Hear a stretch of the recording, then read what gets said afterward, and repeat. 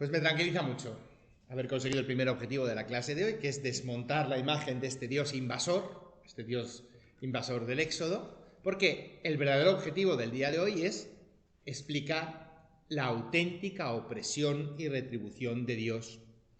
Hemos leído antes Deuteronomio 26, pero en Deuteronomio 6 tenemos la explicación de los 10 mandamientos o del Decálogo. Deuteronomio 5 es la narración del Decálogo. El Decálogo lo tenemos en Deuteronomio 5 y en Éxodo 20. Deuteronomio 6, después de narrar los mandatos y estatutos, explica por qué tenemos estos mandatos o qué son. Da una descripción de qué son estos mandamientos. Estos son los que habéis oído, los preceptos y mandatos y decretos que el Señor vuestro Dios os mandó a aprender y cumplir en la tierra donde vais a entrar para tomar posesión, para que respetéis al Señor tu Dios, guardando tu vida entera todos los mandatos y preceptos que te doy, también tú y tus hijos, y se alargue tu vida. Escúchalo y ponlo por obra para que te vaya bien y crezcas mucho. En el capítulo 30 volvemos a recordar lo que pasa cuando cumplimos estos mandatos.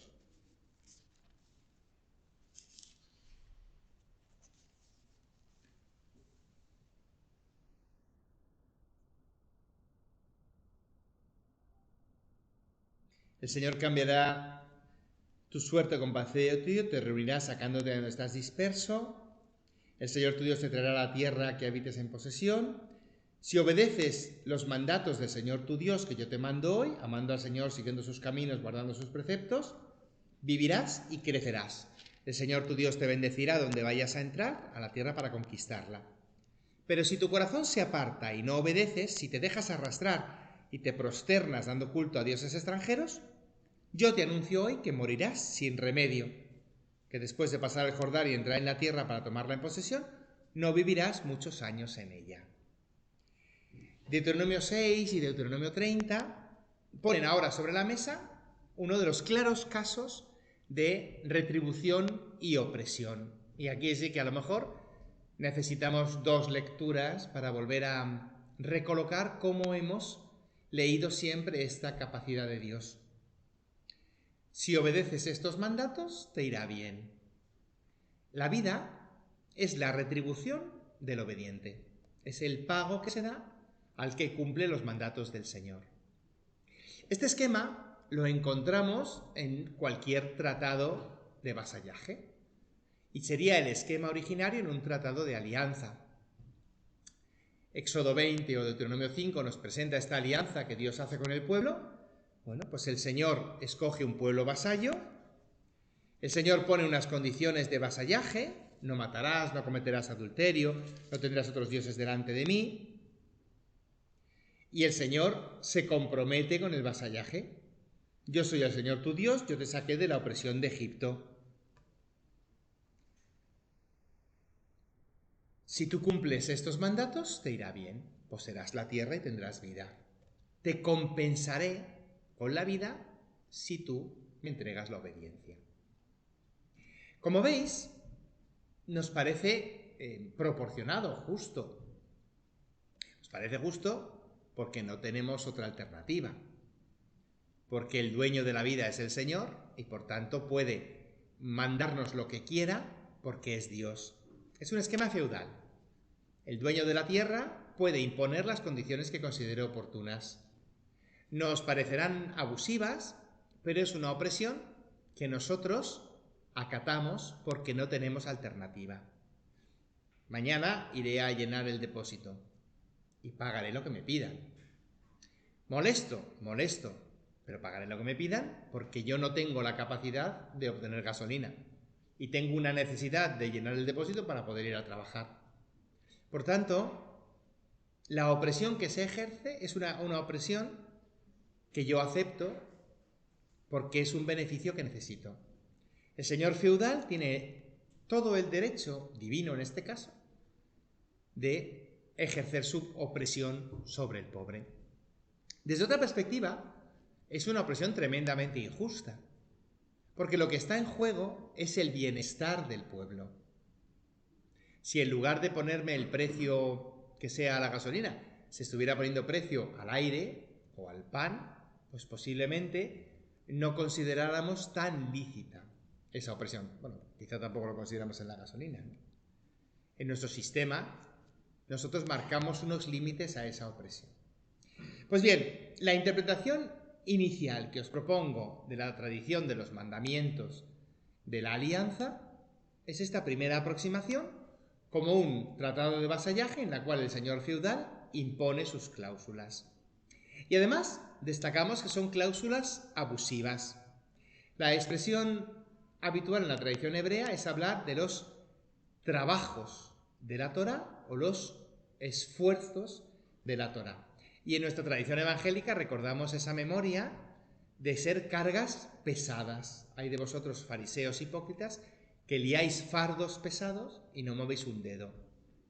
Cumplir las tareas, los mandamientos, preceptos y estatutos tenía esta imagen de ser una carga pesada.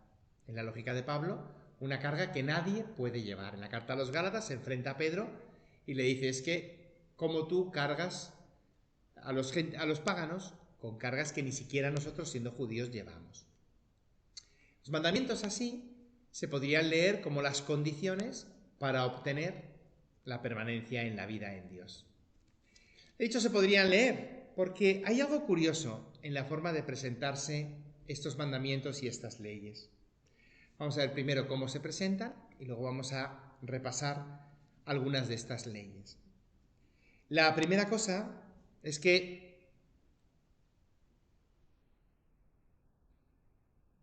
la legislación en nuestro relato aparece antes que la transgresión. Y esto, que parece banal, lo normal sería, después de que se produce algo, que Dios pusiera una norma para que eso no se siguiera produciendo. Cuando Dios vio, si os fijáis en Génesis 6, cuando Dios vio que los hijos de los dioses se mezclaban con las hijas de los hombres, dijo, establezco una ley. La vida del hombre no durará más de 120 años. Pongo un límite. Los decretos de Dios para establecer el orden, en principio, deberían aparecer como consecuencia de las transgresiones. Es lo que hacemos en nuestros ordenamientos jurídicos. Legislamos siempre a posteriori. Una vez que en la sociedad se provoca una acción que disturba, la misma sociedad establece un juicio sobre esa acción, la sanciona. ¿Por qué? Porque es una acción que rompe nuestra identidad. Esto nos ocurre en las acciones que son una amenaza para la estructura social, pero nos ocurre también en las acciones que son una amenaza para la identidad social. Bueno, ahora estamos con un conflicto, hoy teníamos un conflicto sobre cuántos poderes judiciales podemos tener en España, ¿no? Bueno, hasta hoy parece ser que a nadie se le había ocurrido que no podemos tener legislaciones distintas en ciertos territorios, ¿no? Tiene que haber un único sistema, un único poder judicial. Bien. Es un concepto que tenemos, legislaremos sobre ello cuando surja esa propuesta.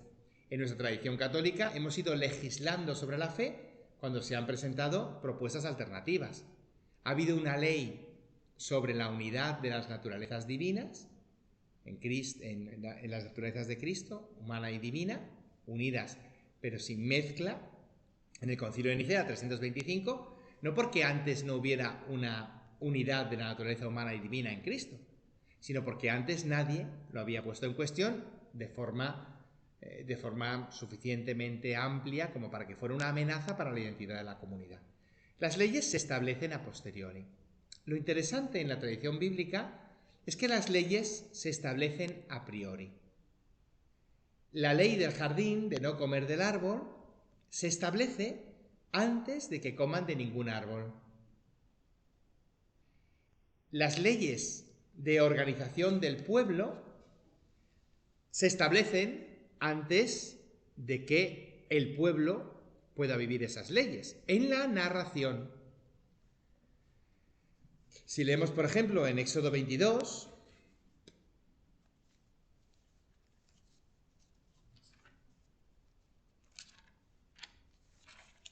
después de los 10 mandamientos tenemos toda una serie de normas y de leyes.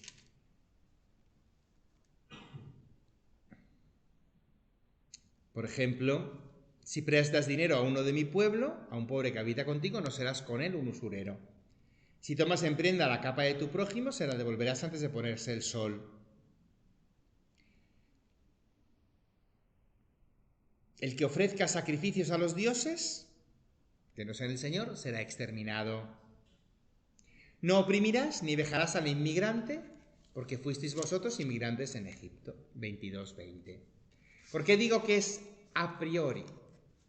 Porque en la narración de Éxodo, cuando sucede esto, ellos todavía están en el desierto, 2 meses después de salir de Egipto.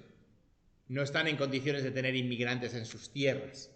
De hecho, no van a poseer una tierra, según la narración, hasta 40 años después, con Josué.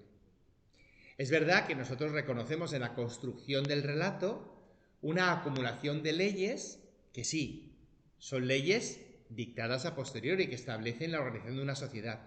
Incluso leyendo las legislaciones de Éxodo, Levítico, Números y Deuteronomio, nos podemos hacer una idea de cómo ha ido evolucionando la sociedad hebrea. A mí lo que me interesa es que el relato, tal como lo tenemos narrado, asume que Dios presenta las leyes a priori, antes de que haya surgido siquiera la posibilidad de transgredir. En el sentido de la posibilidad, porque si no tengo tierra, no puedo tener inmigrante al que oprimir. El redactor ha querido reinterpretar lo que es la ley. La ley en cualquier sociedad es un elemento que ayuda a conservar nuestra identidad, nuestra seguridad, nuestra estabilidad. Define la forma como una sociedad pueda organizarse. Y así nacieron las leyes en Israel. Un análisis de los distintos contextos sociológicos en los que se verificarían estas normas nos permite hacernos una idea de qué tipo de sociedad hay. Bueno, pues por ejemplo, en Levítico 18:19, el relato sobre el compañero, amarás a tu prójimo como a ti mismo, no guardarás rencor contra tu hermano, pues nos permite imaginarnos una sociedad donde los vínculos entre miembros del clan o entre familias necesariamente tengan que ser vínculos estables. Lo mismo que nos sucede en el relato del Decálogo. Cuando yo sanciono la propiedad personal en Éxodo 20, no codiciarás los bienes de tu prójimo, ni su esclavo, ni su esclava, ni su buey, ni su asno, no robarás. Cuando yo establezco una ley que protege la propiedad del compañero, asumo una estructura social en la que estas propiedades no están muy definidas. Hoy nosotros tenemos claramente definidas las propiedades del vecino. Hay una puerta, hay unos muros, hay unas vallas. Hay que cruzar, ¿no? Hay que entrar en la vivienda ajena para ocuparnos de las propiedades del vecino. No necesito una ley que me lo impida porque ya está claro a quién pertenece. En cambio, en un contexto sociológico donde las cabras sean comunes, o al menos pasten en común, en un aspecto sociológico en el que los niños, mujeres exageradas, los burros, pasten en común o se intercambien, sí que es necesario defendernos. La legislación posterior, donde se impida ampliar, por ejemplo, los mojones, ¿no? El tener cuidado con el tener cuidado con la distancia a la que colocamos las lindes, ¿no? Los límites de un campo, pues nos definen estructuras o situaciones en las que comenzamos a apropiarnos de unas tierras y por tanto necesitamos establecer unos límites, ¿no? Bueno, pues con mojones, para saber hasta dónde llega una propiedad u otra. Bueno, claramente lo tenían vallados, ¿no? Entonces, según ha ido evolucionando la sociedad israelita, la sociedad ha ido estableciéndose una serie de normas que les dan su propia identidad y que les cualifican. Pero lo interesante es que al redactar el libro del Éxodo, Levítico y Deuteronomio, el autor ha dado una visión específica sobre la funcionalidad de la ley. Y esta visión ha transformado la ley como un objeto de opresión, y es una opresión consentida por una retribución, con tal de poseer la tierra, acepto que Dios me imponga dura esclavitud y dura servidumbre, por un nuevo concepto de ley. Y esto va a ser necesario para que podamos seguir utilizando el esquema del Éxodo de servidores, sigamos utilizando el esquema de servidores y el término siervos, pero aplicárselos a Dios. Si os fijáis, es un término habitual que utilizamos a los ungidos por el Señor, los llamamos los siervos del Señor. Jesús de Nazaret es el siervo de Dios por excelencia. Mantenemos la terminología que hemos visto en Éxodo, pero esa terminología ha perdido la dimensión de la opresión. Pues bien, el autor del Éxodo y del Deuteronomio lo ha hecho reinterpretando la función de la ley. Y lo primero que ha hecho ha sido colocar la ley como un fenómeno que sucede a priori. La norma se sitúa antes que la transgresión y no después. La primera aproximación sería imaginarnos que Dios, que nos conoce también, da por supuesto cuál va a ser nuestra reacción y por tanto, pues toma medidas preventivas.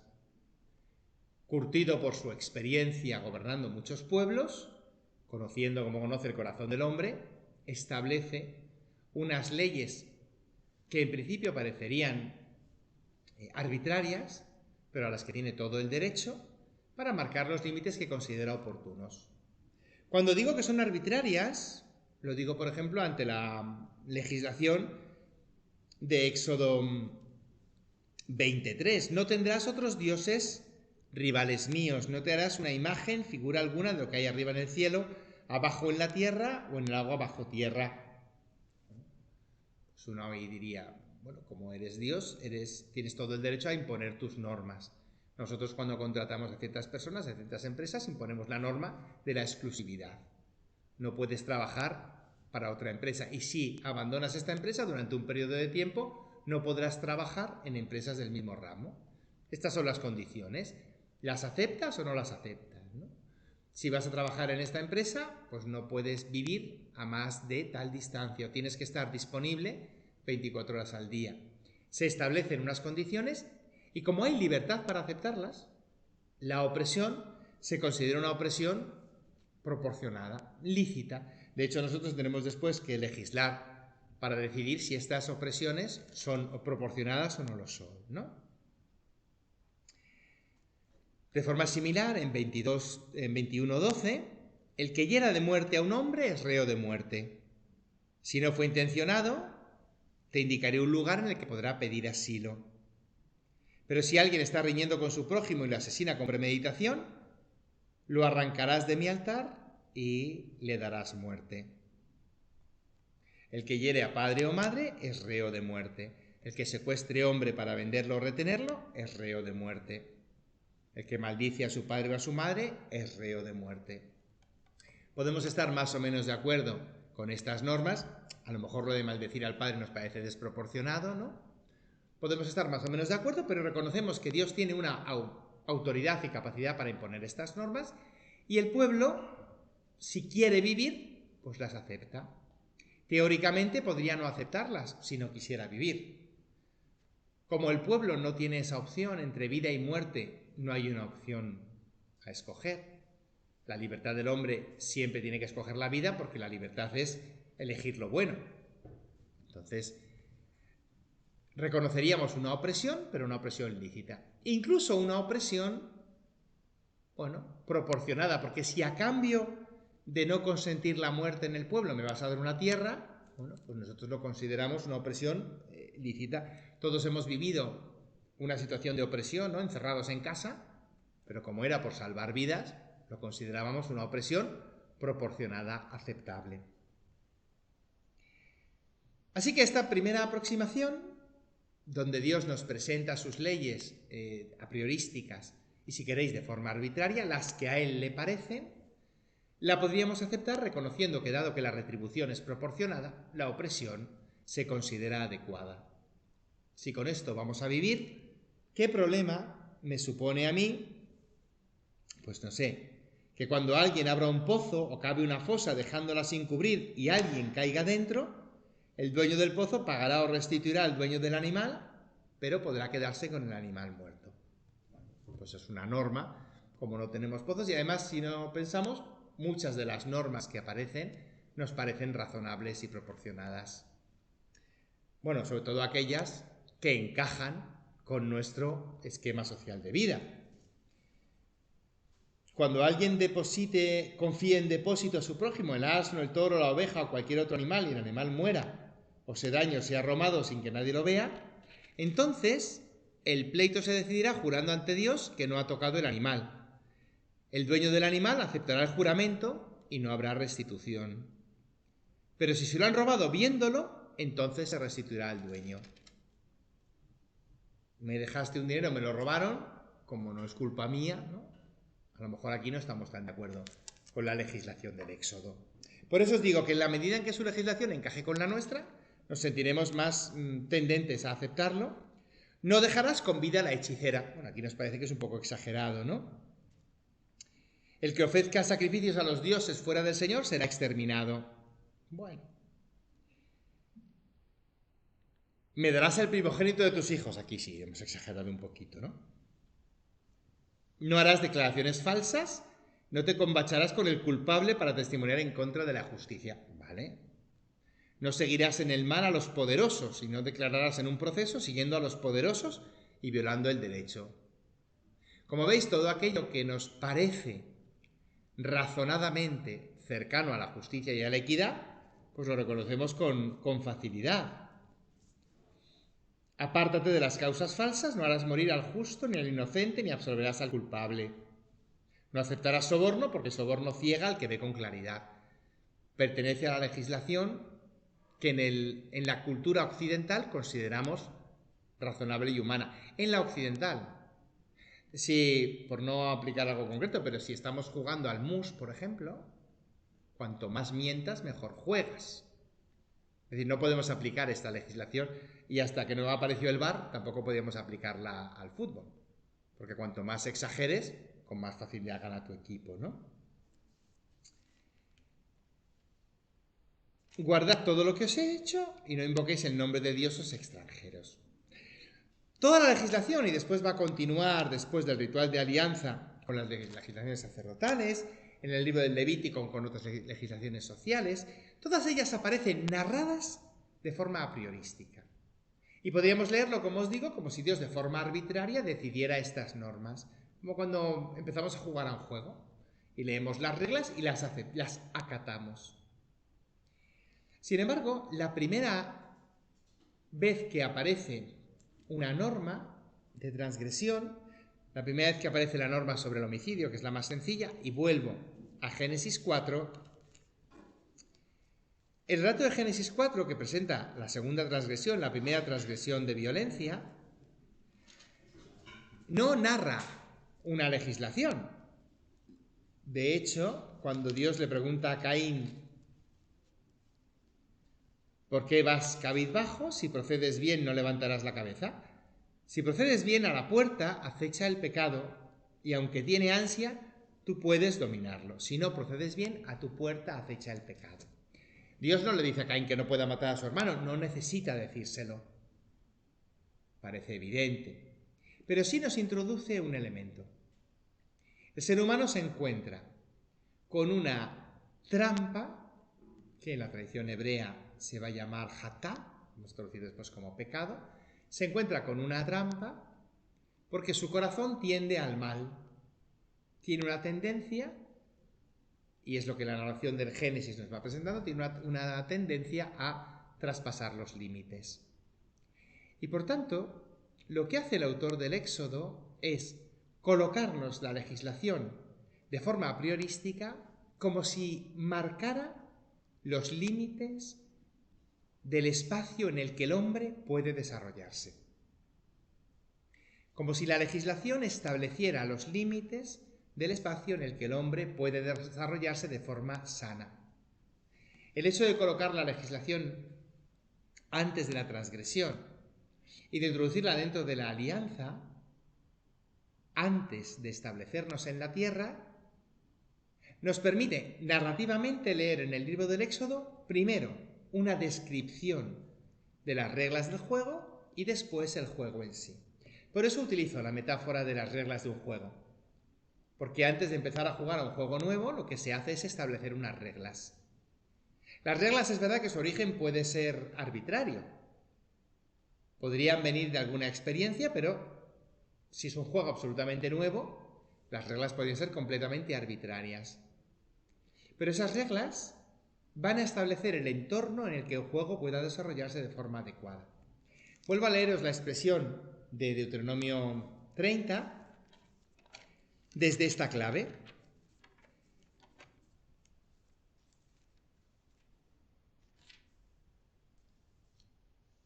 Deuteronomio 28 nos vale. Si no escuchas la voz de Dios poniendo todos sus preceptos y mandatos por obra, vendrán sobre ti estas maldiciones. Maldito serás en la ciudad, maldita tu cesta y tu artesa, maldito el fruto de tu vientre, maldito al entrar y al salir.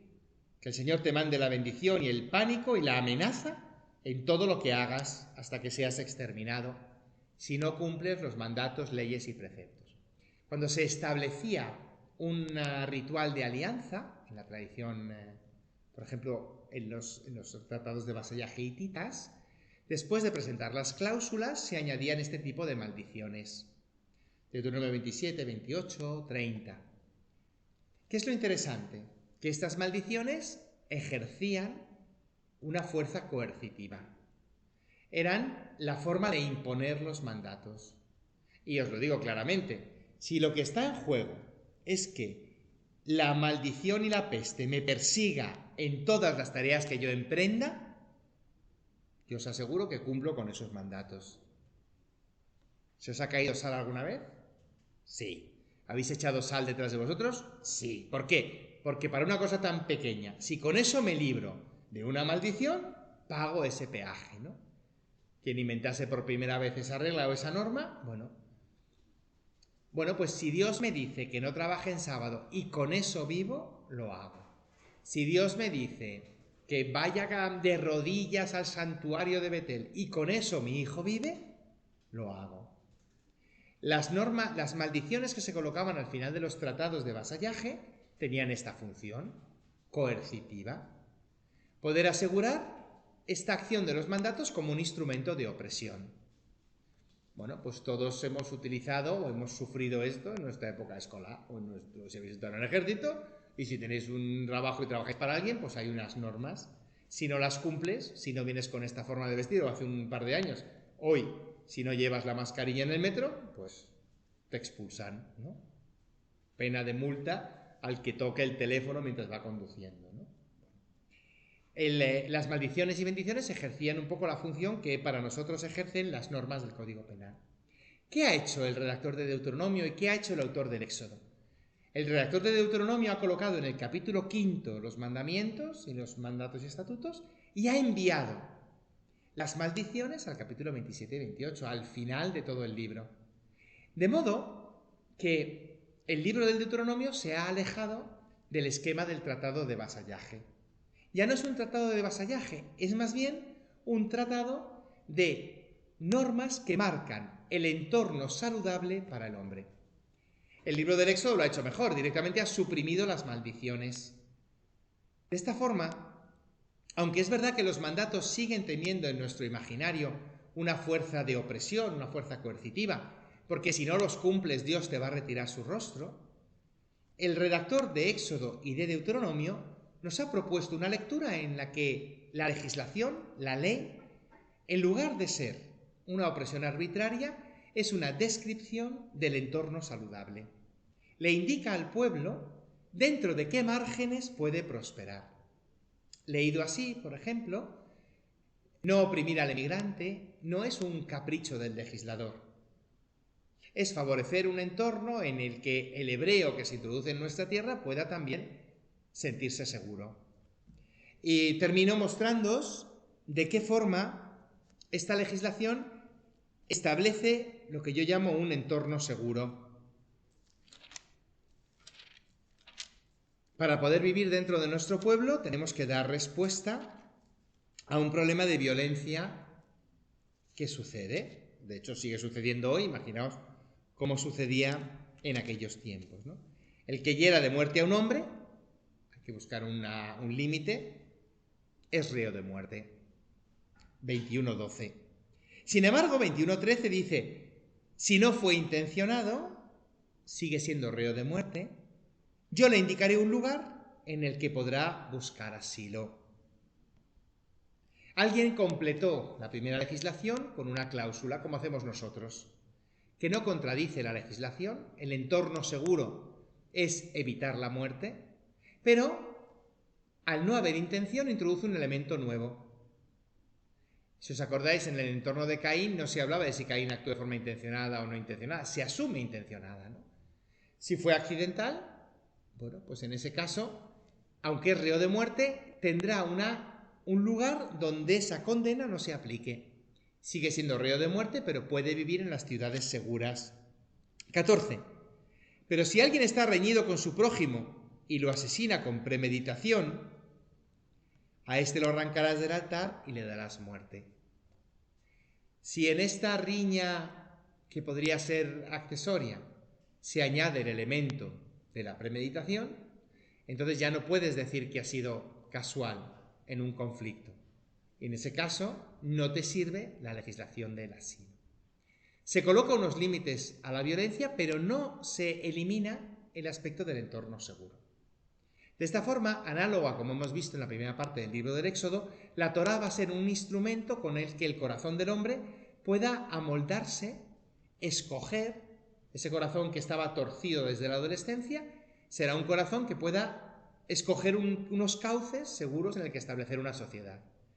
De este modo, aunque estos mandamientos serán leídos como una opresión, serán exageradamente vistos como una opresión, en el relato, en la narración que tenemos, no van leídos como una opresión arbitraria, sino como una opresión necesaria, no tanto para obtener el beneficio de la vida, sino para crear las condiciones en las que esto suceda. Y podríamos leer las maldiciones de Deuteronomio 30 como consecuencias de no haber creado ese entorno. Esta misma clave nos servía para el libro del Génesis, donde el varón y la mujer, al comer del árbol, al adquirir su capacidad de ciencia, van a establecer un entorno no seguro, porque van a ser ellos los que decidan cómo gestionar los recursos. Pues bien, la Torá va a venir a sustituir esta fragilidad del hombre. El hombre va a seguir conociendo la diferencia entre el bien y el mal, el hombre va a seguir siendo quien decida qué entorno construye, pero la legislación, la Torá, le va a dar las normas y las herramientas para que el entorno que construya sea un entorno seguro. Para que en ese entorno, cuando alguien azote a varazos, sea declarado culpable. Pero si el esclavo sobrevive, entonces no se le condene. En ese entorno, si hay una pelea entre un hombre y se golpea a una mujer encinta y se la hace abortar, pero si no se le causa lesión, se le impone una multa, pero si le causa la lesión, se le impondrá una multa distinta. En ese entorno, cuando un toro mate a cornadas a otro toro de distinto dueño, se venderá el vivo y repartirán el dinero a ambos, pero también el toro muerto lo repartirán entre ambos. Pero si el dueño sabía que el toro ya embestía antes y no lo tenía encerrado en toro, entonces toro por toro. Una legislación que da unas pautas de en qué condiciones nos establecemos. Asumir, por ejemplo, la legislación de la honradez o de no oprimir, de no testificar en falso, supone asumir que queremos vivir en un entorno en el que la verdad esté por encima de la utilidad. Transformamos las leyes como imposiciones y, por tanto, como opresión por el derecho feudal, a las leyes como opresión por el derecho de enseñanza. Por eso la palabra Torá, que traduciremos por ley, sería más adecuado leerla siempre como instrucción. Veremos después, más adelante en este curso, cómo la tradición de los sabios de Israel nos va a ayudar en este esquema. Serán ellos los que redacten finalmente el Pentateuco y le den vuelta a este esquema que siempre también hemos repetido, de un Dios caprichoso que nos oprime con esas normas absurdas de ayunar los viernes, de ir a misa los domingos y de ayudar a la Iglesia en sus necesidades. Pues apañen la Iglesia como pueda, ¿no?